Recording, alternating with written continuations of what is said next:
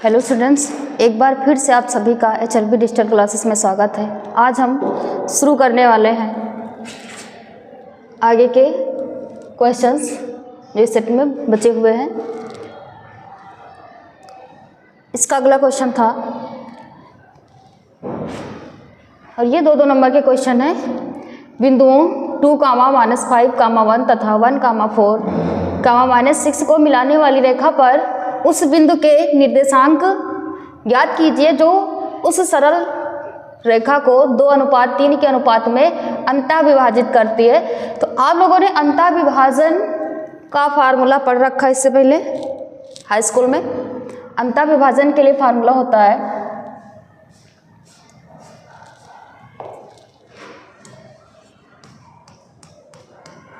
अंतः विभाजन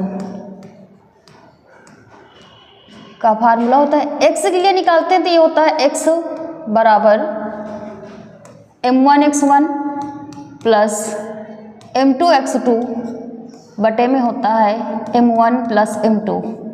और यदि y के लिए निकालते हैं तो y के लिए हो जाता है y बराबर होता है m1y1 प्लस m2y2 बटे में m1 प्लस m2। और इसी प्रकार यदि z के लिए निकालेंगे तो z के लिए होता है m1 z1 plus m2 z2 और बटे में होता है m1 प्लस m2। यहाँ पर दो बिंदु दिए गए हैं, निर्देशांक है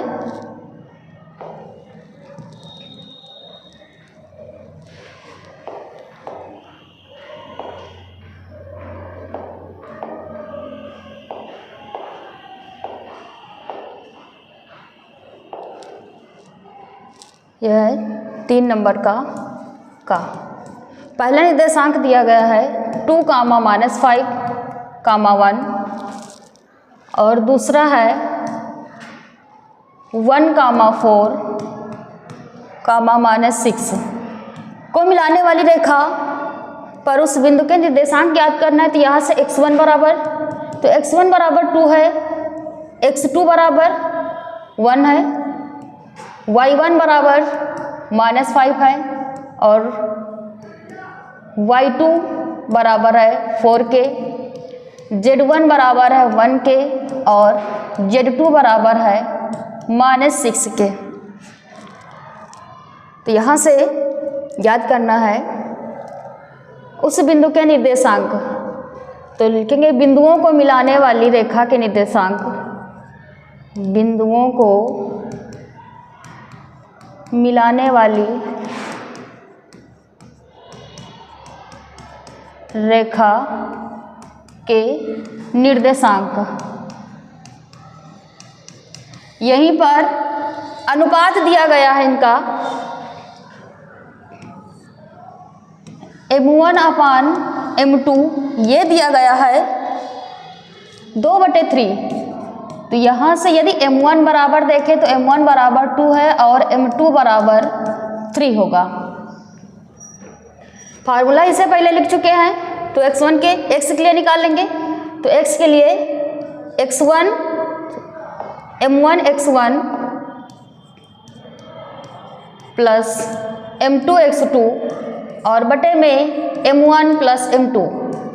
तो यहाँ से m1 का मान 2 है, x1 2 है प्लस m2 3, x2 1 है और बटे में m1 प्लस m2 है तो 2 प्लस 3 हो जाएगा।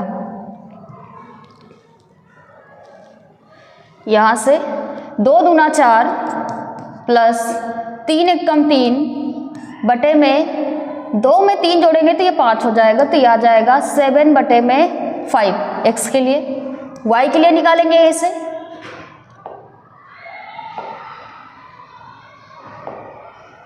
तो y बराबर यहाँ से m1 y1 plus m2 y2 बटे में m1 प्लस m2। यहाँ पर मान रखेंगे m1 का मान 2 है, y1 का मान -5 है प्लस m2 का मान 3 है, y2 y2 बराबर 4 दिया गया, 4 हो जाएगा बटे m1 प्लस m2 यानी 2 प्लस 3,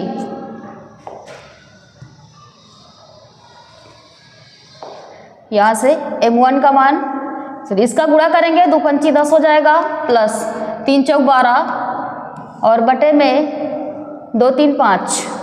तो यहाँ से 12 से 10 को माइनस करेंगे तो ये बचेगा 2/5। ये y का निर्देशांक हो गया। इसी प्रकार z के निर्देशांक निकालेंगे।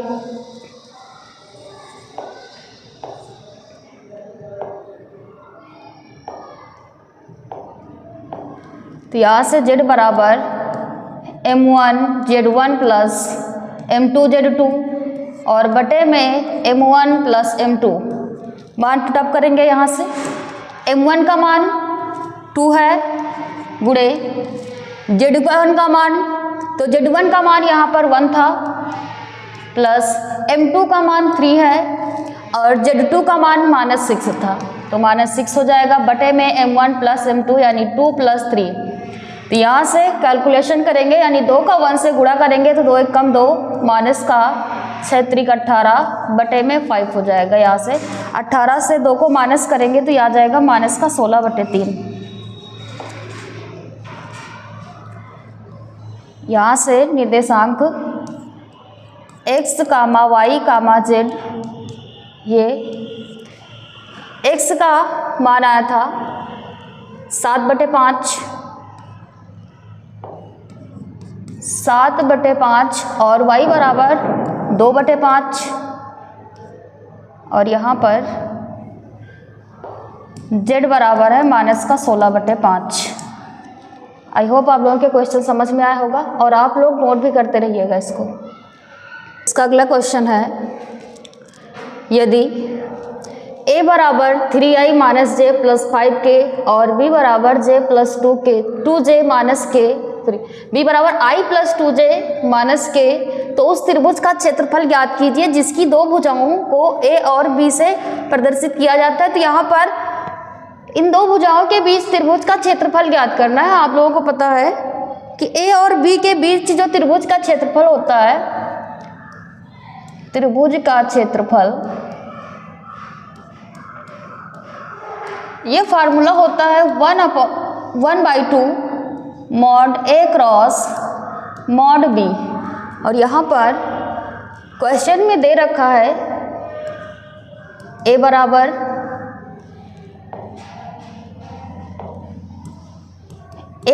दिया गया है 3i minus j plus 5k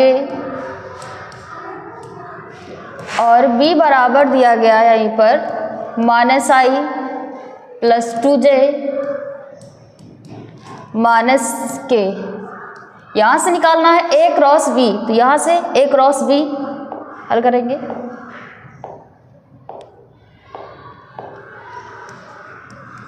vector a cross vector b जो होता है, इसको लिख सकते हैं i j और k के फॉर्म में लिखते हैं। यहीं पर i का मान, i का गुणांक 3 है, j का गुणांक -1 है और k का गुणांक 5 है। i का गुणांक 1, j का 2 है और k का -1 है। तो a क्रॉस b यहाँ पर सारणिक फॉर्म में है। इसको हल करने के लिए r1 के सापेक्ष इसका प्रसार कर देंगे।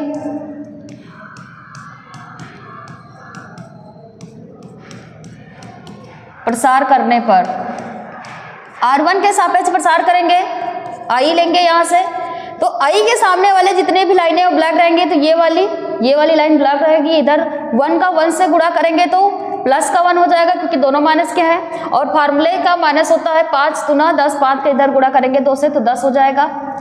माइनस j लेंगे यहाँ से, इसके सामने ये लाइन है, ये ब्लॉक रहेगी इधर, 3 एकम 3 माइनस का 3 और माइनस फार्मूले का 5 एकम 5 प्लस k कैप लेंगे और k कैप के सामने ये वाली लाइन इसको छोड़ देंगे इधर। 2/3 6 माइनस का होता है, पहले से माइनस तो प्लस का हो जाएगा और 1 का 1 से गुणा करेंगे तो 1 ही आएगा। तो यहाँ से 10 से 1 को माइनस करेंगे तो माइनस का 9i माइनस 3 और 5 8 हो जाएगा और माइनस लगा इसलिए प्लस का 8j और प्लस का 7k। ये आ गया मॉड ए क्रॉस मॉड बी की वैल्यू, यहां से निकालेंगे इसका मॉड।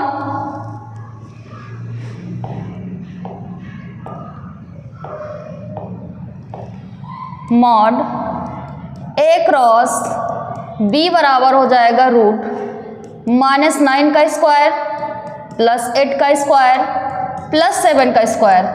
यहाँ से 9 का वर्ग करेंगे 81 प्लस 8 × 64 प्लस 7 × 49।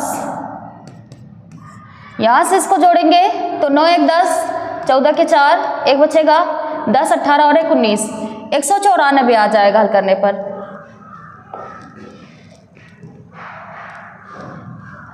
यहाँ से निकालेंगे त्रिभुज का क्षेत्रफल। तो त्रिभुज का क्षेत्रफल आप लोगों को पता है फार्मूला, त्रिभुज का क्षेत्रफल ये बराबर होता है 1/2 मॉड ए क्रॉस बी के। तो यहाँ से 1/2 और मॉड ए क्रॉस बी का मान आ गया है रूट के अंदर 194। 194 को हम लिखना चाहें तो लिख सकते हैं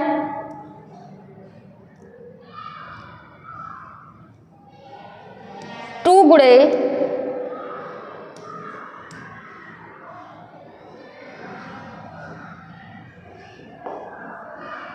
इसको लिख सकते हैं 97। 97 का 2 से गुणा करेंगे तो 194 आएगा और बटे में 2 है। इस 2 को हम लिखना चाहें तो लिख सकते हैं, इनको अलग अलग रूट में लिख सकते हैं, √2 गुणे रूट 97 बटे में 2 को लिखना चाहें तो √2 गुणे √2 लिख सकते हैं। यहाँ से एक √2 से एक √2 कैंसिल हो जाएगा, आपका आंसर बचेगा यहाँ से √97 बटे में √2। और इसको लिखना चाहें तो इस तरह से लिख सकते हैं √97 बटे में 2। ये आपका आ गया है त्रिभुज का क्षेत्रफल ए और बी के बीच। आई होप आप लोगों के क्वेश्चन समझ में आया होगा। और इसका अगला क्वेश्चन है, अगला क्वेश्चन दिया गया है यदि a बराबर cos theta sin theta minus sin theta cos theta, तो सिद्ध कीजिए कि जो a क्यूब होगा वो cos 3 theta sin 3 theta sin minus sin 3 theta और cos 3 थीटा के बराबर होगा। तो यहाँ पर a बराबर दिया गया है, एक मैट्रिक्स दी गई है और a क्यूब इसका निकालना है और सिद्ध करना है। तो यहाँ से क्वेश्चन नोट कर लेते हैं और ये क्वेश्चन मोस्ट इंपॉर्टेंट है, आप लोग इसको अच्छे से पढ़िएगा और ध्यान से नोट भी करते रहिएगा। तो 3 का नंबर a बराबर दिया गया है यहाँ पर cos theta minus sin theta sin theta और cos थीटा। a क्यूब निकालने के लिए सबसे पहले यहाँ पर a स्क्वायर निकालेंगे, तो जो a स्क्वायर होगा वो बराबर होगा a डॉट a के। यहाँ से a का मान है cos theta minus sin theta sin theta और cos थीटा इंटू फिर a है और इसका a का मान रखेंगे यहाँ पर, तो ये आ जाएगा cos theta sin theta minus sin theta cos theta. आप लोगों को पता है यदि मैट्रिक्स में हम गुणा करते हैं तो रो का कॉलम में होता है, ये रो लेंगे और इधर कॉलम का होगा। तो यहाँ cos थीटा का cos थीटा से करेंगे तो ये हो जाएगा cos square theta plus minus minus, और यहाँ से sin थीटा का sin थीटा से करेंगे तो ये हो जाएगा sin स्क्वायर थीटा। फिर आगे इस पहली रो का दूसरी कॉलम के साथ, तो ये cos theta into sine theta plus sine theta into cos theta. फिर दूसरी रो का गुणा करेंगे तो दूसरी रो में माइनस साइन थीटा, तो ये हो जाएगा minus sine theta cos theta के साथ तो इंटू कॉस थीटा, फिर प्लस माइनस माइनस ही रहेगा cos theta into sine theta. फिर दूसरी रो का दूसरे कॉलम के साथ माइनस साइन थीटा का साइन थीटा से करेंगे तो ये हो जाएगा minus sine square theta. Cos theta का कॉस थीटा से करेंगे तो प्लस का कॉस स्क्वायर थीटा।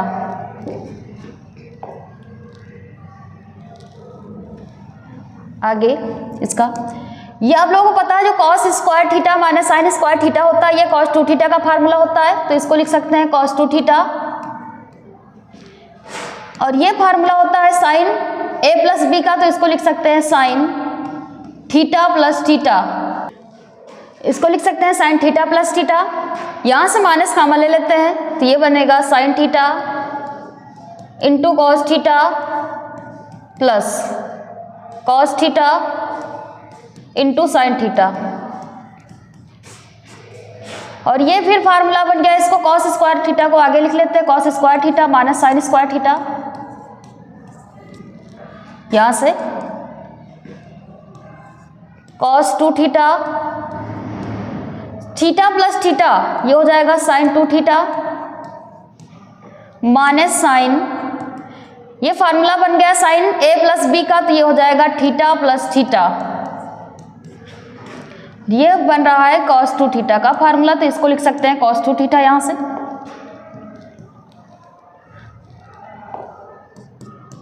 ये आ गया कॉस 2 थीटा साइन 2 थीटा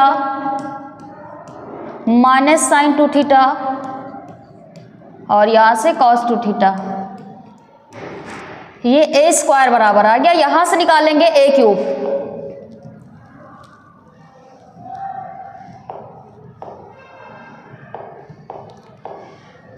ए क्यूब जो होगा इसको लिख सकते हैं ए स्क्वायर इंटू ए, तो ए स्क्वायर का मान यहां पर है cos 2 theta sine 2 theta minus sine 2 theta और कॉस 2 थीटा। इनटू में ए का मान रखेंगे, ए का मान जो है वो है cos theta sine theta minus sine theta और कॉस थीटा। फिर इनका रो का कॉलम में यानी A dot A square dot A का गुणा करेंगे तो ये आ जाएगा आपका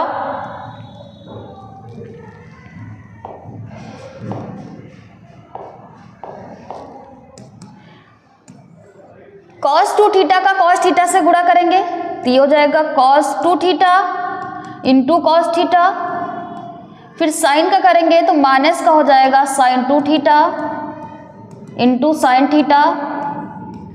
इसी प्रकार पहली रो का दूसरे कॉलम के साथ करेंगे तो कॉस 2 थीटा इंटू में sine theta plus sine theta का करेंगे तो ये हो जाएगा sine 2 theta into cos theta.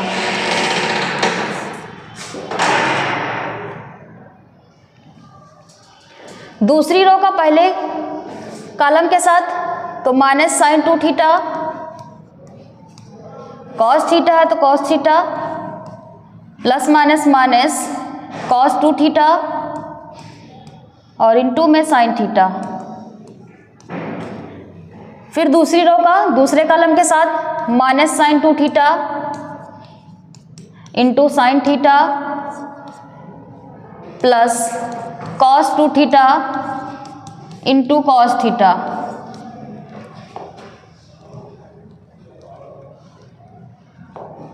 यहां से ये फार्मूला बन रहा है कॉस ए प्लस बी का, क्योंकि cos A into cos B minus sine A into sine B होता है कॉस ए प्लस बी का, तो ये हो जाएगा कॉस 2 थीटा प्लस थीटा। और ये फार्मूला बन गया साइन ए प्लस बी का, तो इसको लिख सकते हैं साइन 2 थीटा प्लस थीटा। यहां से माइनस कॉमन ले लेंगे तो ये बन जाएगा sine 2 theta into cos theta. Minus common लेंगे, ये माइनस है तो प्लस हो जाएगा, ये बचेगा cos 2 theta into sine theta. यहां से कॉस 2 थीटा को आगे लिख लेते हैं cos 2 theta into cos theta minus ये हो जाएगा sine 2 theta into sine theta.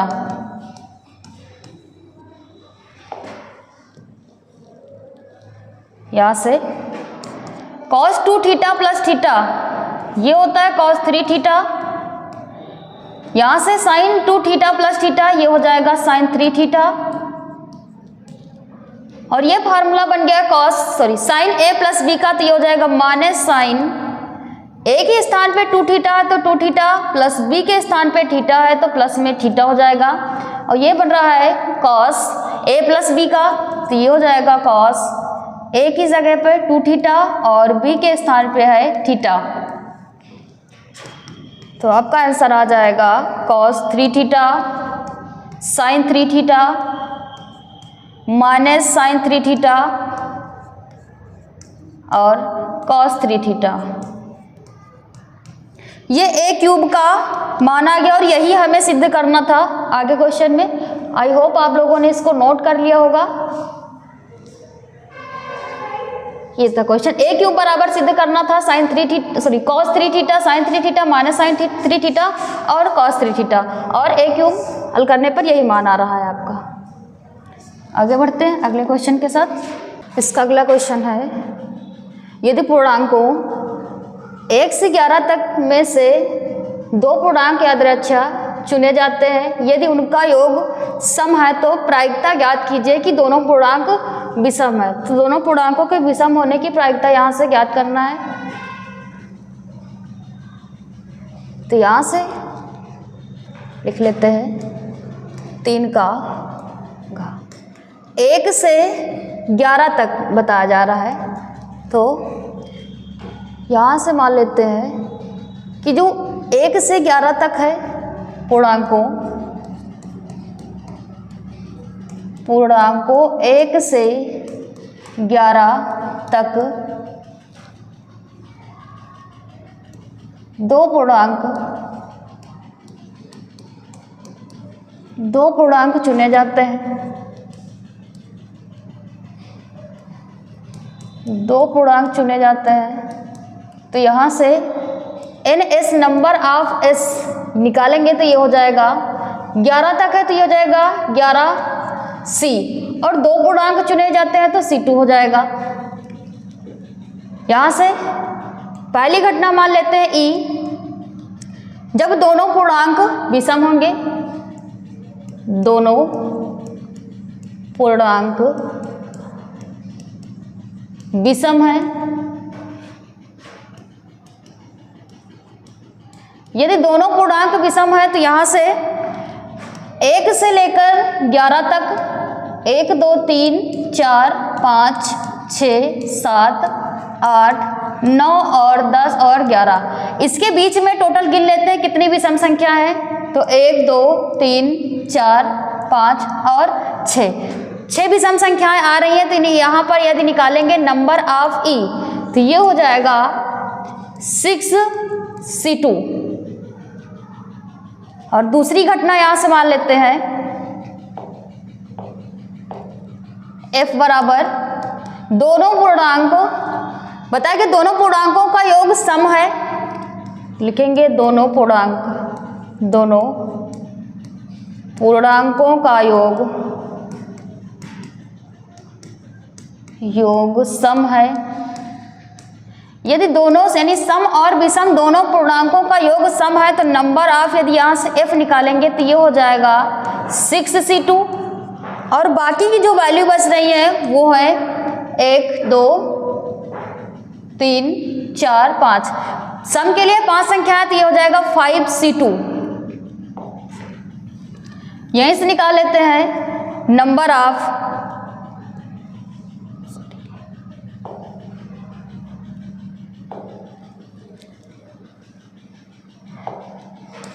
Of E intersection F। तो number of E intersection F जो होगा वो दोनों में जो कॉमन होता है वो होता है, तो 6C2 इसमें भी है 6C2 इसमें भी है, तो ये हो जाएगा 6C2। यहाँ से निकालेंगे प्रायिकता, तो प्रायिकता E की प्रायिकता निकालेंगे, तो E की जो प्रायिकता होती है वो होती है नंबर ऑफ E बटे में NS के। तो नंबर ऑफ ई की वैल्यू है 6c2 और नंबर ऑफ एस की वैल्यू है 11c2। तो यहाँ से हो जाएगा 11c2।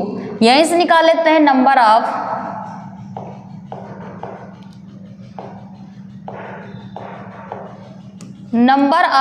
प्रायिकता ऑफ एफ की प्रायिकता निकालना है।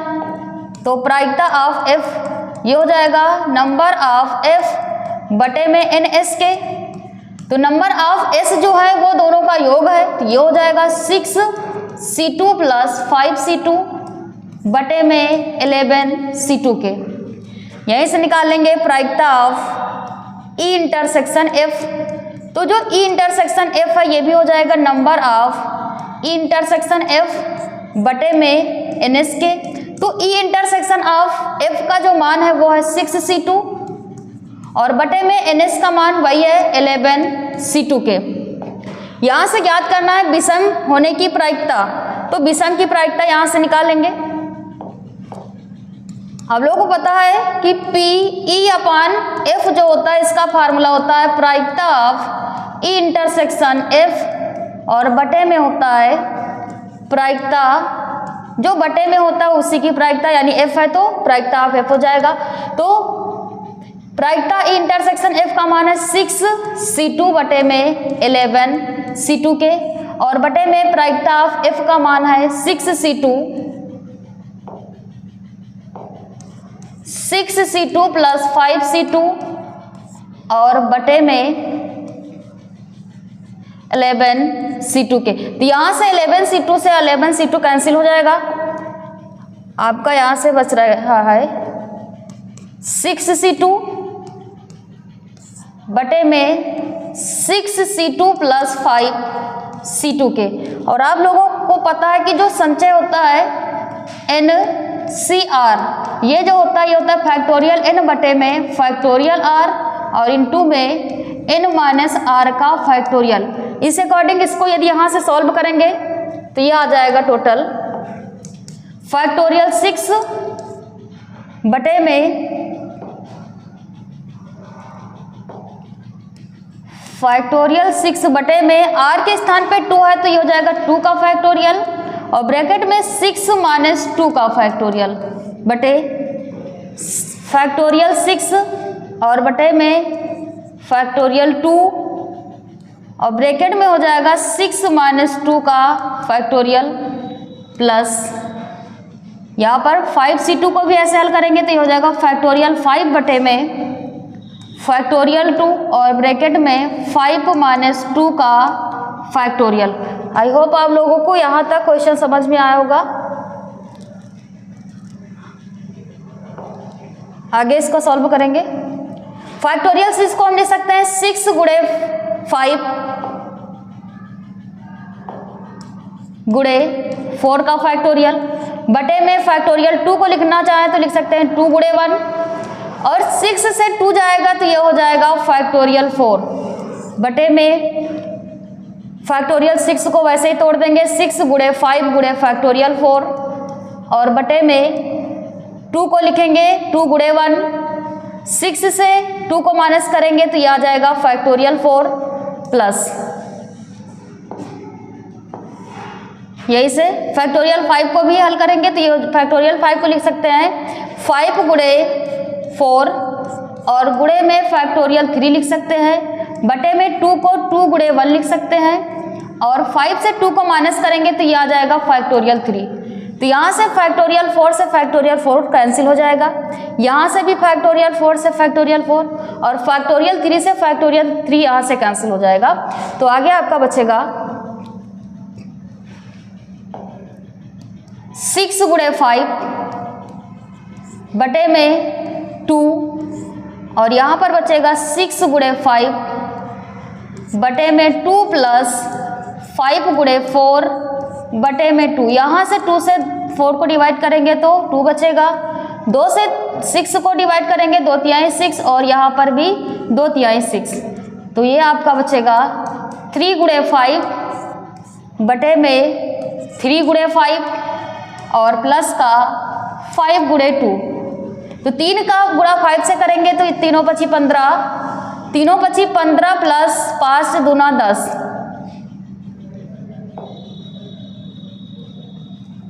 यहाँ से 15/10 में है 15 में 10 को जोड़ेंगे तो ये आ जाएगा 25, इसको 5 से डिवाइड करेंगे, 5 × 15 और 50 25, तो आपका आंसर आ जाएगा 3/5। यानी क्वेश्चन के अकॉर्डिंग ये पूछ रहा था कि यदि उनका योग सम है तो प्रायिकता ज्ञात कीजिए कि दोनों पूर्णांक विषम होंगे, तो दोनों पूर्णांक विषम होंगे, उसकी प्रायिकता है 3/5। आई होप आप लोगों के क्वेश्चन समझ में आया होगा। इसका अगला क्वेश्चन है,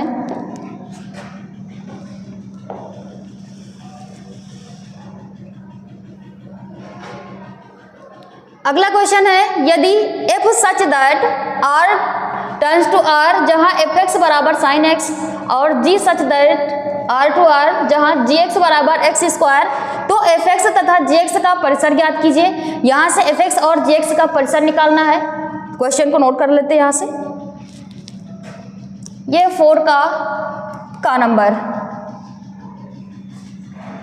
f such that r to r, इसका जो फंक्शन दिया गया है fx बराबर ये दिया गया है sin x, तो यहाँ पर जो sin x होता है इसका मान -1 से +1 के बीच होता है, तो लिख देंगे sin x का मान -1 से +1 के बीच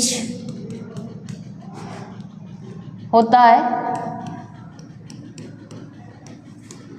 तो यहाँ से fx का परिसर पूछ रहा है, तो यहाँ से निकालेंगे fx का परिसर, अतः fx का जो परिसर होगा वो हो जाएगा -1, +1।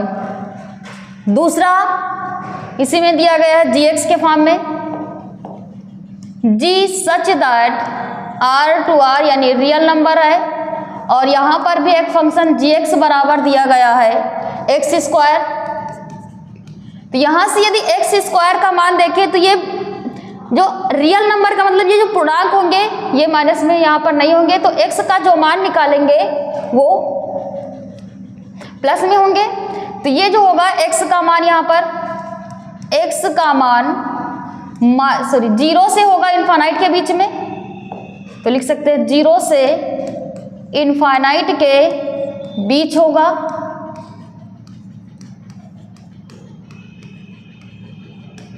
तो यहां से यदि gx का परिसर निकालें तो gx का जो परिसर होगा वो आ जाएगा 0, इनफाइनाइट।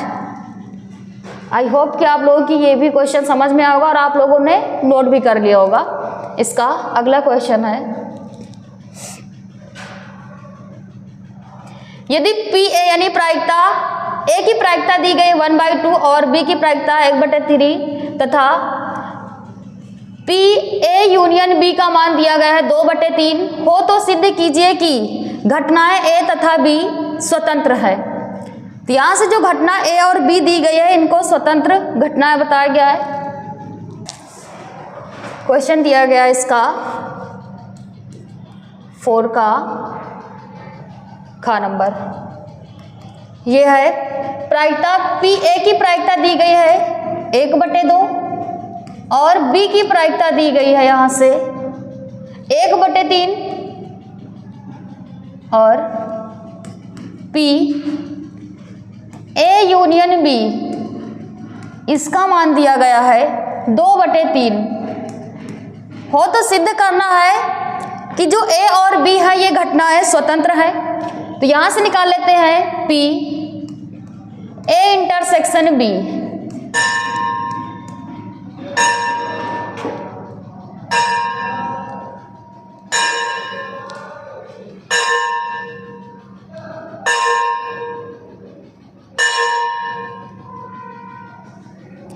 PA इंटरसेक्शन B जो होता है इसका मान होता है, फार्मूला होता है PA + PB और माइनस में होता है PA यूनियन B। ये फार्मूला होता है और आप लोगों ने इसको पढ़ रखा है। यहाँ से पी ए का मान है 1/2 प्लस पी बी का मान है 1/3 minus P A union B का मान है 2/3। यहाँ से कैलकुलेट करेंगे तो इसका जो हर है उसका लासा आ जाएगा 6, तो ये हो जाएगा 6 + 2 - 4। तो यहाँ से 6 2 8 हो जाएगा, माइनस का 4 बटे में 6। तो यहाँ से इसको माइनस करेंगे तो यह आ जाएगा 2 बटे, यहाँ से 2 तिहाई 6 होगा।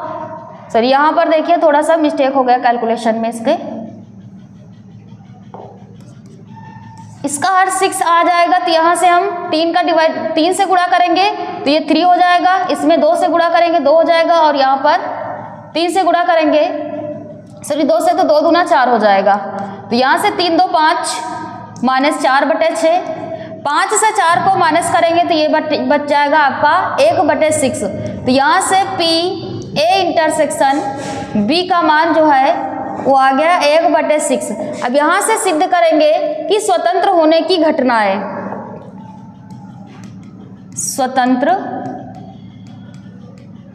होने की घटनाएं।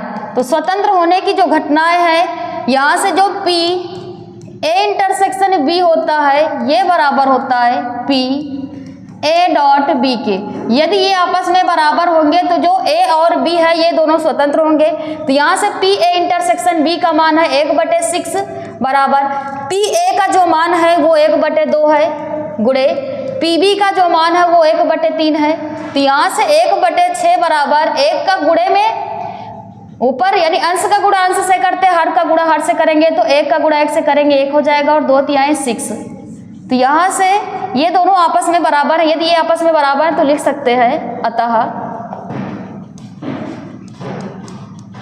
घटनाएं ए व बी स्वतंत्र है। आई होप आप लोगों के क्वेश्चन समझ में आया होगा, और ऐसे ही क्वेश्चनों यानी ऐसे ही सवालों के आंसर के लिए आप लोग चैनल से जुड़ते रहिए और चैनल को सब्सक्राइब करते रहिए। धन्यवाद।